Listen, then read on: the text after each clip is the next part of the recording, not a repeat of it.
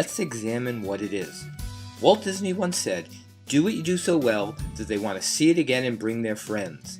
He understood the incredible value of customers who actively recommend a company.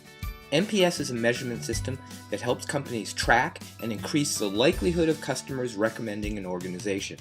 First of all, let's describe the actual NPS measurement. It begins by asking customers a simple question. How likely are you to recommend this company to a friend or relative? Customers choose a response from an 11-point scale that goes from 0, not at all likely, to 10, extremely likely. Based on their responses, customers are placed into one of three categories. If they choose between 0 and 6, then they are called detractors. If they choose 7 or 8, then they are called passives. If they choose 9 or 10, then they are promoters. NPS is calculated by taking the percentage of promoters and subtracting the percentage of detractors. You then multiply the percentage by 100 to get a whole number between minus 100 and plus 100. Let's say that 100 people answered the question, and 40 are promoters, 50 are passives, and 10 are detractors. To calculate NPS, we would take the 40% of promoters, subtract the 10% for detractors, which leaves 30%. After multiplying it by 100, the NPS is 30. While NPS provides a score, 30 in this case, the power of the system does not come from overly focusing on the number. The goal of using NPS is to find and correct issues that create detractors and to find and repeat activities that create promoters. So it is important to understand what is causing customers to choose their responses. That's why most NPS programs include a follow-up question that asks the customers why they chose the score that they did.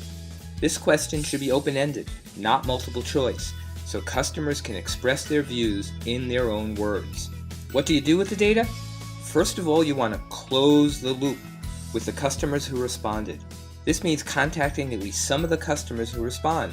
Companies often try to reach out to all of the detractors to find out more about their problems and to see if their issues can be resolved.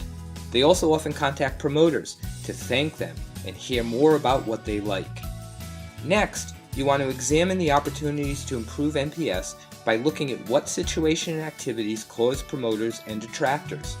This requires analyzing the responses from each group separately and often involves incorporating other information about customers. You may also want to examine what drives promoters and detractors across different business areas or customer segments. There's no value in identifying the items that are driving NPS up or down unless a company does something with what they learn. That's why companies establish processes for reviewing, prioritizing, and taking action on the items that they uncover. In other words, the way to improve NPS is to have an ongoing approach for improving customer experience. When used correctly, NPS helps companies follow Disney's advice and do what they do so well that their customers want to see